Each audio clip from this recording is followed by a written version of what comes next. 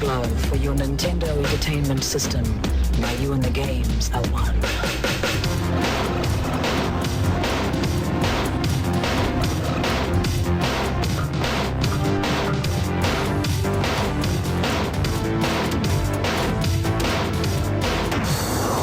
Power Glove. Everything else is child's play.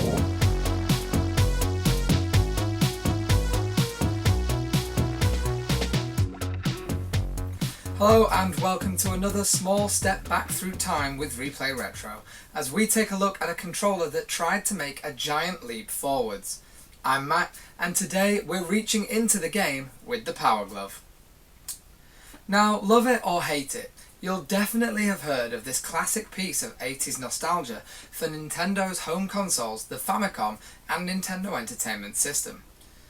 However, while the Power Glove was indeed licensed by Nintendo, they actually had nothing to do with its creation, as it was in fact designed by Grant Goddard and Samuel Davis of Abrams Gentile Entertainment, with help from virtual reality pioneer Jaron Lanier, who had previously been responsible for developing the Data Glove while working at VPL Research. The Data Glove was an extremely high-tech tool for interacting with machines, and was the obvious place to start when designing a virtual reality controller for Nintendo's home consoles. However, while the Data Glove was designed with high-tech clients and government agencies like NASA in mind, the average video game consumer clearly doesn't have the same sort of budget, and so costs would need to be cut in order to bring the glove to market without hitting three figures. Now, to achieve this, the finger controls in the glove were downgraded from optical fibre flex sensors capable of detecting 256 positions per finger to far cheaper carbon-based sensors which used conductive ink capable of detecting just 4 positions per finger, with the little finger being completely excluded. This also reduced the amount of data, making it easier for the console to interpret. Also, while the Data Glove can detect roll, yaw, and pitch, further cost-cutting meant the Power Glove was unable to deal with pitch, as it lacks sensors telling it if there is a height difference between the front and back of the glove. As a result, only the front is used for positional referencing. Other than this, the basic technology of the two gloves is the same, with 2 ultrasonic transmitters on the Power Glove transmitting short pulses of 40 kHz sound to 3 receivers mounted on the user's television screen. The system then measures the time taken for the signal to reach these receivers and uses that information to triangulate the position of the glove in 3D space along the X, Y, and Z axis. This is also how the system detects roll, as the transmitters will be on different heights if the glove is in a roll. All of this information is then interpreted as a function of the controller and passed into the game. In the US, 2 games were released with features specifically designed for use with the Power Glove. These were Super Glove Ball and Bad Street Brawlers, both of which could be played with the standard control pad but had extra functionality for use with the glove, thanks to it having more possible inputs than just the standard D-pad and buttons on the controller.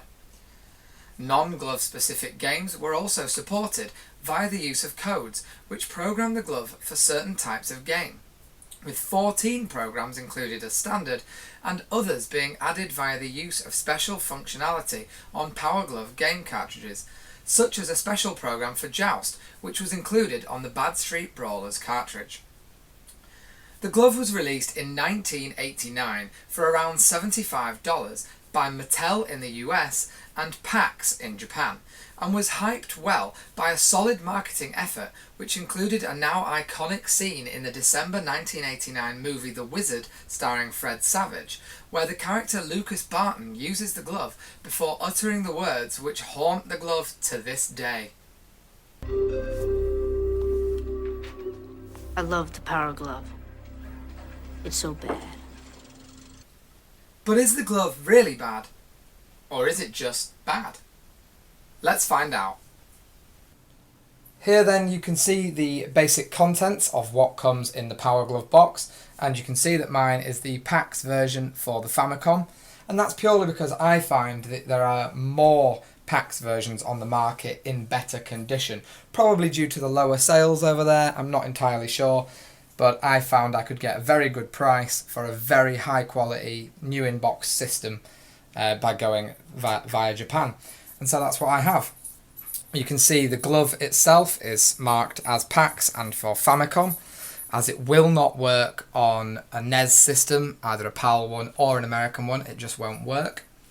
And on the glove itself, as you can see, this is a one-size-fits-all kind of situation for the PAX version. However, the Mattel versions do have multiple sizes, so small, medium and large. However, luckily enough for me, as you can see, this glove is pretty much perfect. However, if you have bigger hands, you may need to track down an NTSC version and see how the large fares with you. I believe the box for the NTSC ones does include a diagram of how big a hand that particular glove will take. You can see then the flex sensors are inside here for the fingers. And on the front you have your two ultrasonic emitters which send out the signal to the receivers which you attach to your television, which we'll look at in just a moment. This then connects back to a control panel here with a D-pad and A and B buttons, just as you would expect, along with select and start. You also have a center button for helping to calibrate the glove, as well as buttons along here for inputting codes used to set up the glove for individual games. These can also be used to modify glove settings, so you have a slow-mo setting here, and you also have A and B turbo options to enable turbo fire for use in things like shoot-'em-ups. It's a much easier way, rather than having to waggle your finger multiple times to fire multiple shots. You can just hold it down and fire a whole stream of bullets if that's what you want to do. Underneath, as you would expect, it is like a harness assembly for attaching your hand. So you simply pull this out, slide your hand through, undo the Velcro here, slide your fingers in, tie it up, and away you go. Nice and simple. You have a good length of cord, which you'll notice ends in a kind of plug you don't really see on Nintendo systems. It's more an Atari or Sega style plug. And that, once I get the glove off, simply connects to this little control box here. This box then in turn connects to the Famicom, and as you'll see, this connector is for the Famicom expansion port. If you have the NTSC America or the PAL Europe versions, this will be a standard NES controller plug, so that you can just plug it straight into the front of your NES system. This wire along here then follows across to the sensors which you put on your television. And this is where I think a lot of people are going wrong when they're saying that the glove doesn't work. As you can see, there are 3 sensors. It's quite hard to get them in shot at the same time here. There's a sensor for the bottom of the television, a sensor for the top right of the television, and a sensor over here for the top left of the television. And it is essential when setting up the glove that this one must always be in the very top right corner. And also, if your TV is too big, well, the glove sensing area is only what is within here. So you may find that it doesn't line up with the television very well. The best way to get the Power Glove to work is to use a television where the sensors at least go corner to corner. You can have them going a bit further out past the corners of the TV, like I did, as you can see here. And that will still work fine, but if the television continues on past the sensors in any direction, it won't work quite as well. My main CRT television in the games room doesn't work very well with the glove, and that is purely, as far as I can tell, because the sensors don't reach all the way along, and also because this one is not right in the corner of the screen because there is a speaker to the side. So your TV is sort of important. But if you use the image that I've just shown you, you should be able to get the glove working really, really well. You'll also see on the upper right hand sensor here, there are some little LEDs. And these are so that you know what control you are currently using. And this helps you calibrate. So if you're currently moving the glove over to the left LED will light up, so on and so forth, with the B, A, down, up and right LEDs, and this helps you center the glove. If you think you're holding the glove in the center but the left hand light is flashing, well, you're not holding it in the centre, you are moving it to the left. So you can either choose to centre the glove in that position using the centre button, or move yourself back into the natural sensing zone. And it's a really useful tool that, again, on a lot of YouTube reviews I've seen, people seem to ignore. If you use this, you will have a much easier time setting up and playing with the glove. You also get, as you would expect, little tips manuals, so how to wear it there, and some warnings. God only knows what they say, although it's slightly ominous that it says stop at the top. And here is the main instruction book and program guide, which includes instructions and setup presented in a very late 80s, early 90s style with these two cool characters here talking about how it works. And then over towards the back of this book, you find the codes for use with individual types of game. It will tell you what code to enter and what controls do what when you're using that code. It also gives you a few suggestions of what games work best with that code, and then you can work out from there what codes work best with what other games. So now that we've taken a look at the hardware itself, let's have a look at how it works on some of the games. Okay, so the first game we're going to look at here is Super Glove Ball, a game designed for the glove, and I'm going to centre the glove and calibrate my fist before we press start. Now, Glove Ball is designed entirely for the glove, and as you can see, you can move around quite easily. I can also go into the screen and out of the screen, and I can clench my fist, and that's shown on the screen. And when I unclench my fist, I throw a new ball. My plan, essentially, much like Breakout, is to use those balls to break sections of the wall, and I can back them with my hand to keep them in play. And once I've broken down a whole wall, I can then move through to another level. It's quite difficult to gauge the depth. You can see there's a lot of enemies flying around, and I do have a weapon to deal with them. If I close my last three fingers, just leaving my thumb and one finger open, I have a gun here firing like fireball things. If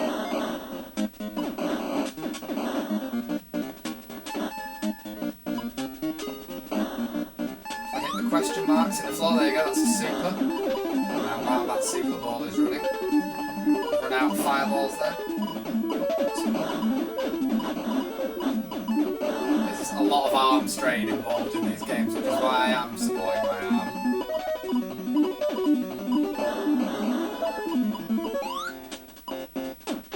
See if I can clear a floor. Another super ball, that will help. But as you can see, this game responds very well. If I line up the shadows on the floor, it's easier for me to figure out what I'm doing. I can punch these enemies like that, but it will cost me some health. There you go, you starfish, take that. How many times have you punched a starfish? I'll bet not many.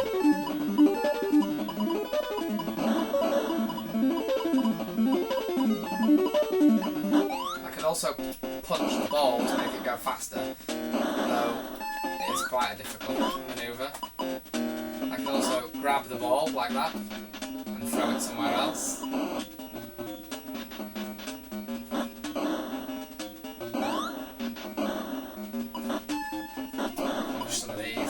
When I punch those things, it does cost health, because it's totally hit them with the ball. There you go, throw the ball back in. Grab the ball, see if I can take out that last question mark there.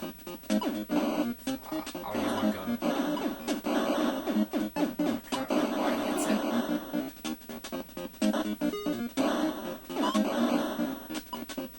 Trying to take out one of these last floors so I can show you another level.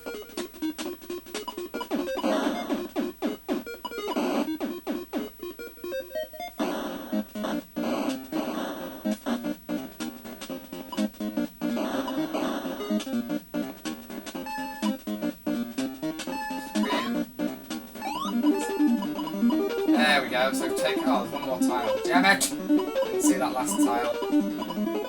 Come on, Super Ball, hit it.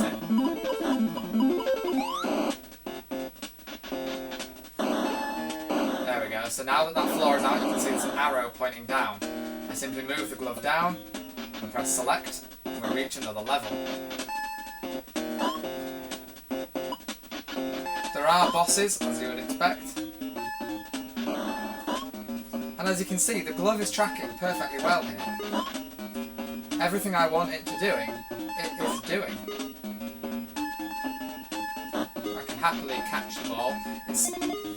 I do struggle sometimes to just back the ball back, but that is more depth than anything else, and you have to get used to that depth sensation.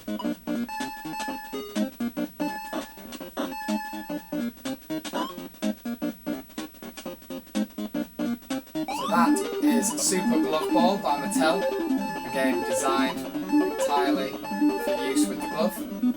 Ooh, hello. Couldn't even tell you what's going on. I think I've done something. No idea what I did. I believe that's one of the mystery hyperspace tiles that's hidden around on this game. Okay. So next up, we'll take a look at another game specifically designed for use with the glove.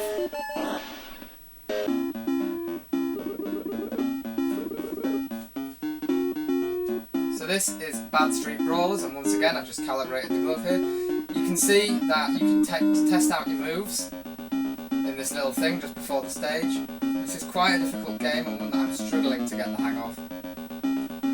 There you go.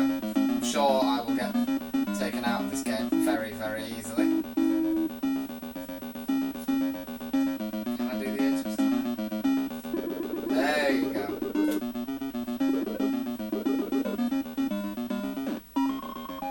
Right, so let's play.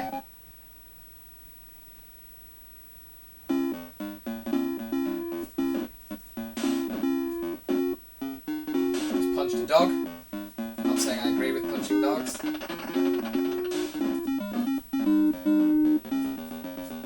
Now the sweep kick is a move I can't do, and you have to be able to do it for some of those low guys.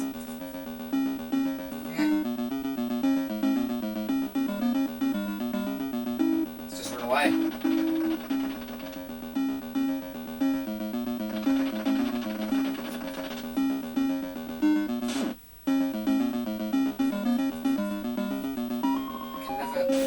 I can only ever seem to do the sweep kick when I don't need to. There you go, sweep kicked him. Now admittedly, this game doesn't control quite as well, I don't think.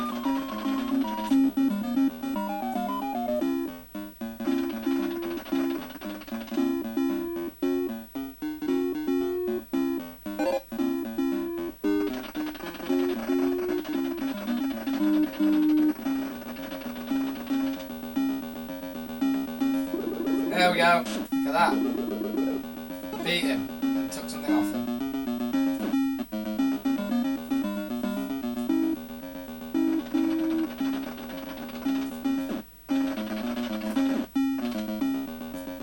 See, the sweep kick is so difficult to do. You do get new moves as you progress through each level as well. There you go, I am ear twisting a bear. There you go, made it through the first level. And I'm throwing people's weapons into the bin. So now you see we have different moves for the next level.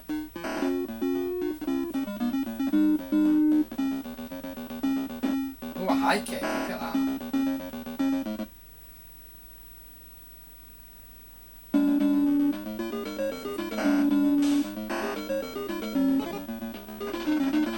See, if you can get the hang of this, it becomes a really fun game.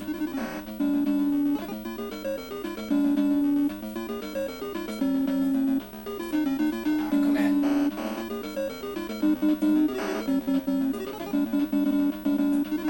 I'm just going to go around headbutting everyone. Because that's how you should solve all of your problems in life, kids. Yeah, that sentence is never going to come back to haunt me. Headbutt everything. I've got that move down to an hour.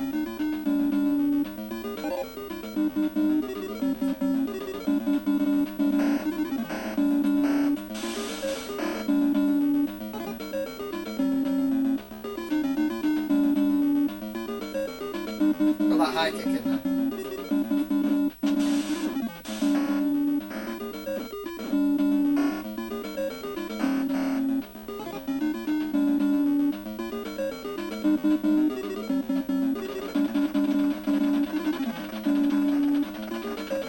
Come here, little midget guy. Can we get headbutt? No? Oh, Gorilla wants headbutting.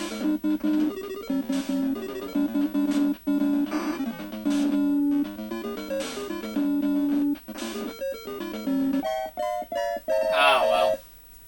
Let's take a look at one more game. Next up then, we have Highway Star, which is the Japanese version of Rad Racer. And to play this, the glove requires a code, because this isn't a standard game, and that is code 9. So it's program 9, enter, enter. There we go. And then if I press start to bring the glove online, I can then center the glove. It should work there. And calibrate it with a few pumps of my fist. There you go. Now when I press start, it should be the game. When I grip, I should accelerate. There we go. When I put my hand down, I should brake. There we go. When I flick up, I should change music. There we go. When I punch, I should turbo. There we go. I also end up changing music. Let's slow down a bit there before we crash. Steering is done as you would expect, like this, left and right, like you would steer a car.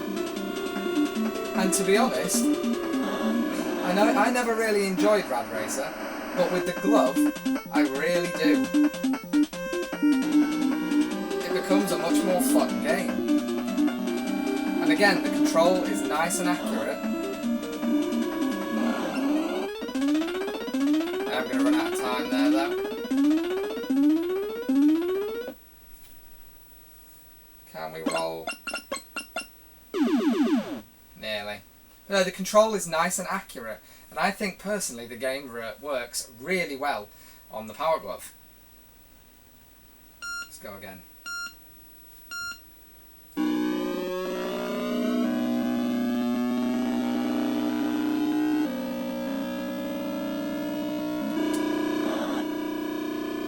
Again, you do have to get used to the controls.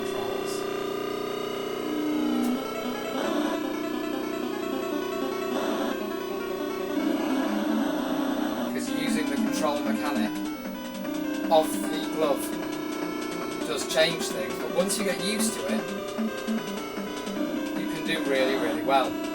After all, this is a game that Lucas proved the glove was good on. Can I make it to the checkpoint? I'm not gonna make it again. Can I freewheel all the way to the checkpoint? Come on, car. Yes! Made it to the checkpoint. Minor achievement. Don't like that music, let's change it. But don't forget as well, this game is not designed for the glove. Of course, you can use the Famicom's 3D glasses with the glove and play this in 3D. You'll see if I press select on the glove, it will go blurry. That's because I've enabled 3D. Keep that back off for you. So yeah, Rad Racer, or Highway Star, definitely works very well with the glove.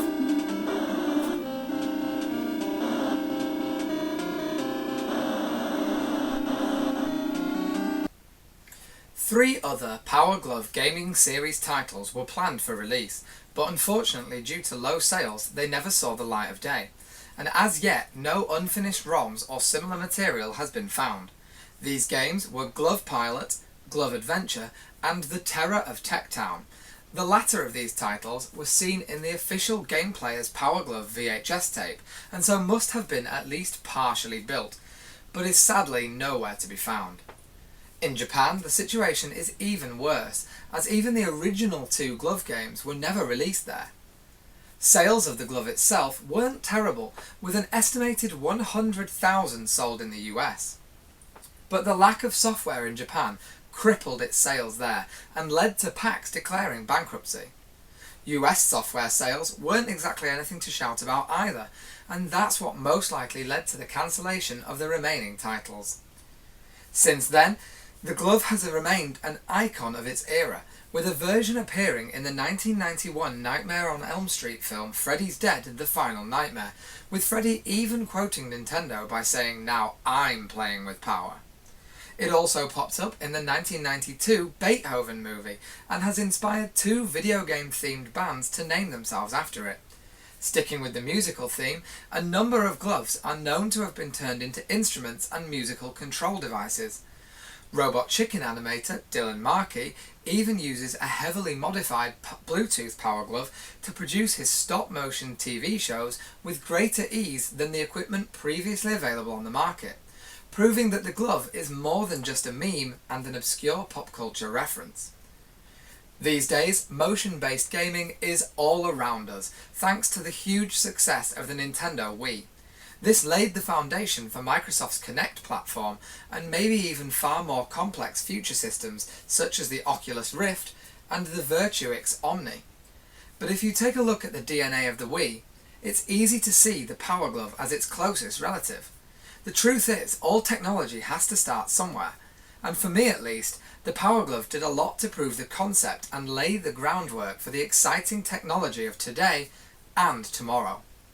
It may not have worked perfectly, but the Power Glove certainly doesn't deserve the reputation of failure it now endures, with many reviewers seeming to slam it just because it's cool to be cruel. It often gets torn apart as a total failure that doesn't work at all, when, as we've seen, it can work pretty well with plenty of games if set up correctly. And stay tuned to Replay Retro, as I'll be demonstrating more titles soon to find out what works well and what doesn't. Until then, you can follow Replay Retro on Twitter or via our Facebook group using the links in the description. And I'll be back soon with some more classic gaming. Thanks for watching.